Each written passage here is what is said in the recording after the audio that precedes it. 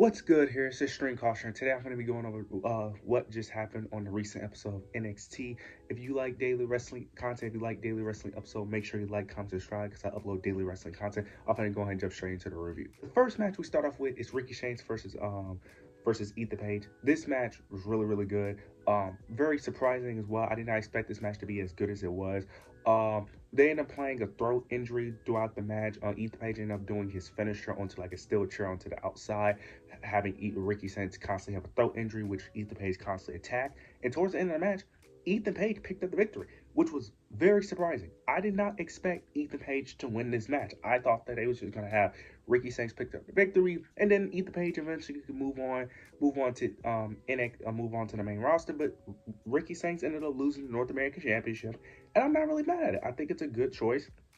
I think it's a good option. Have Ricky Shanks eventually chase after the title eventually, because I'm assuming he may win it back, but who knows? Maybe they move him to the main roster, or maybe he goes after the NXT title picture. Who knows? But I'm not mad at the decision. Now there was a thing that did confuse me because they had security out there, but this was just a regular match, so it was a bit confusing because throughout the match you constantly had security like trying to prevent them from attacking each other, even though it's a match. I don't understand it. That didn't make no sense. It's not like it was a brawl. Like this was a match, but they kept on like holding Ricky Shanks and Ethan Page throughout the match. That didn't make sense. Also, too, it was a moment throughout in the match where they was on the outside for like 3 minutes straight. The referee never counted, which was very weird. So I don't understand how it was a regular match, but there was no count out. It was very weird. I don't know. Maybe they established that before the match. Maybe I just wasn't listening, but that just didn't make sense. I was like, why aren't they getting counted out, and why is security constantly holding them? That made no sense to me personally. But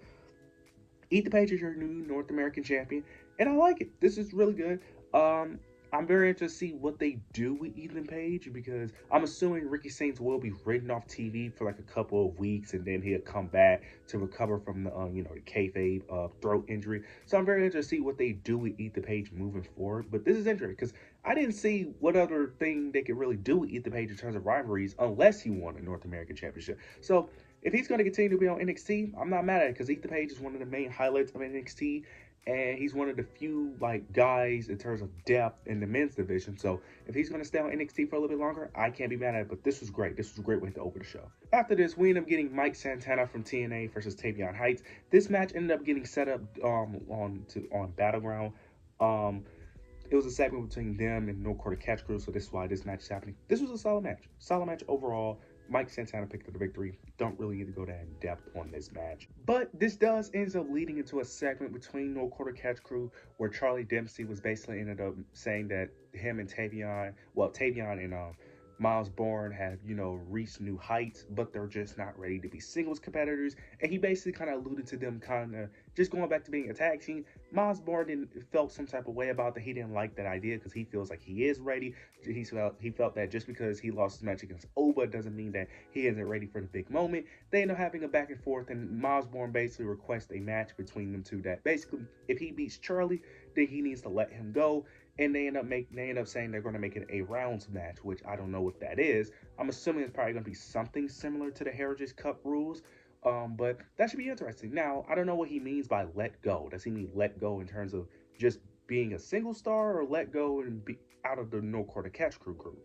Because in my opinion, the group shouldn't break up yet, but I understand if they break up the group because they're not doing much with them. And plus, kind of feel like that they should be part of the tag team division due to the lack of depth in that tag team. But if they're going to make Miles Bourne be a single star, I'm not really going to be mad at it because the men's division as a whole needs more depth in every situation. In the main event, the mid card, they need depth in general. So I'm not mad at it if they end up going this route of having Miles Bourne break out into a single star. Don't know what you do with Tavion Heights in that situation. Maybe he breaks out as well because I'm huge on Tavion. I always felt like Tavion was underrated in that group. I feel like he has a lot of potential as well, so maybe he breaks out as well. So we'll see how this No Quarter Catch Crew storyline plays out next week. Afterwards, we end up getting a segment between Tony D'Angelo and Luca Crucifino. Luca talks to Tony D'Angelo, and Tony D'Angelo is basically not trusting Luca Crucifino. He's very confused. He's wondering why did he show up at Battleground? Why was he not communicating with him? He's wondering what's the deal between him and Stacks. Luca's explanation was basically that he didn't want to come back and put the family in danger, and that he basically is sorry and that he's on Tony D'Angelo's side. Um, I'm gonna be honest.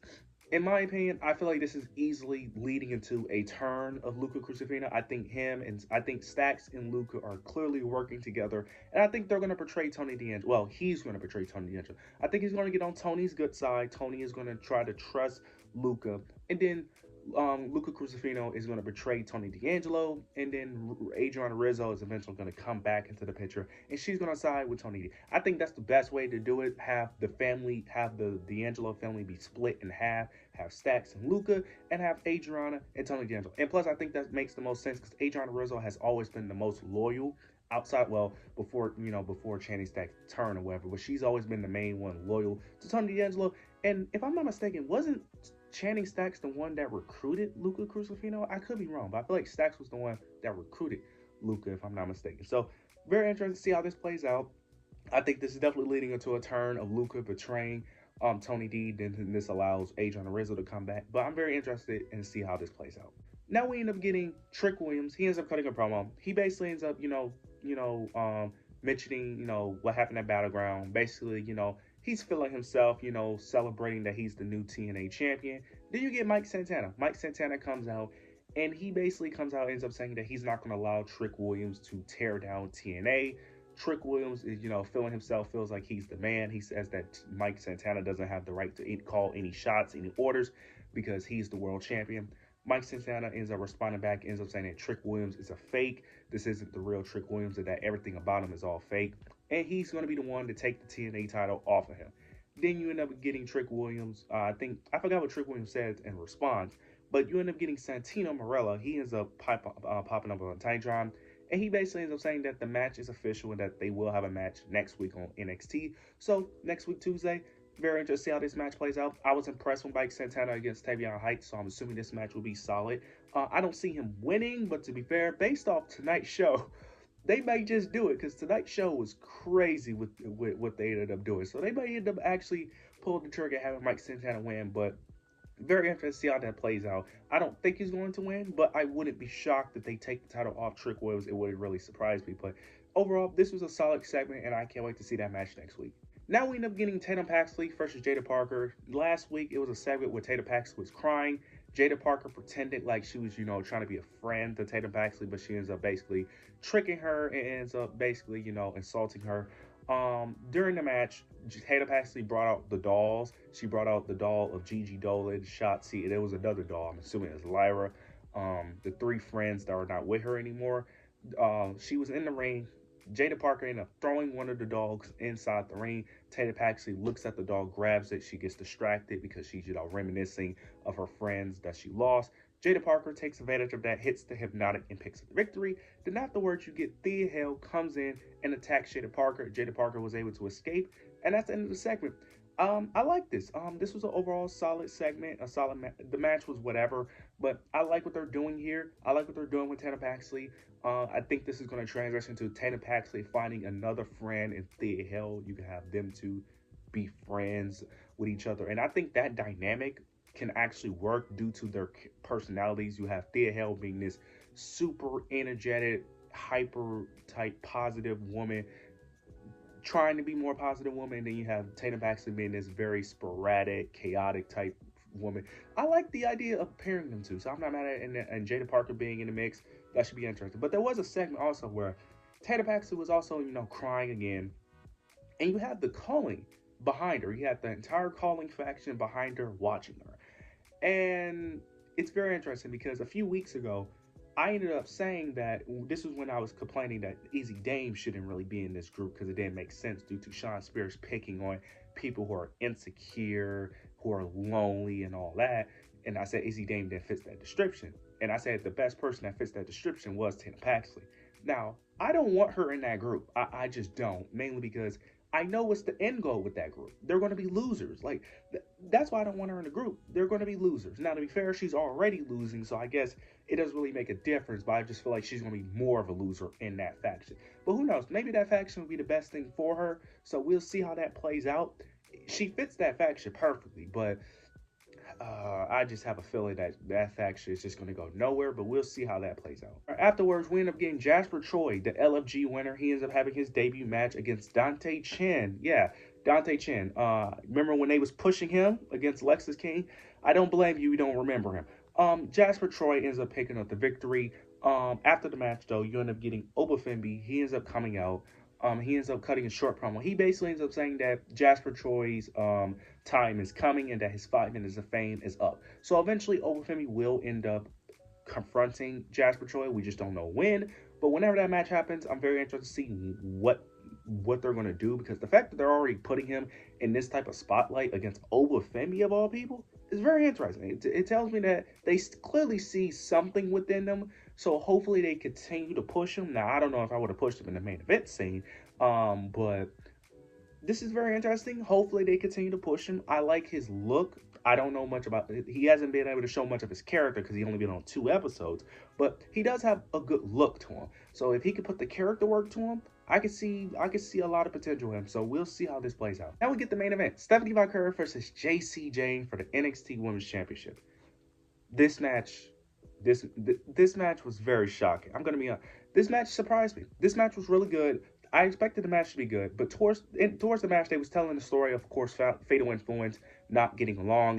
They ended up repeating a spot from last week. Instead, they just replaced who gets attacked, because last week Fallon Henley accidentally attacked Jacy Jane. So this week they had Jacy Jane accidentally attack Fallon. It was a moment where they was arguing. Jasmine Nix tried to stop the two from arguing, but they both ended up pushing her. But towards the end of the match, you get Fatal Influence ended up interfering in the match. Jasmine Nix distracted the ref. Fallon Henley ends up attacking Stephanie Vaquer, puts her back in the ring. Jacy Jane hits her finisher and won. I did not expect her to win. I did not expect Jacy Jane to win. The fact that they did 2 random title changes, very surprising.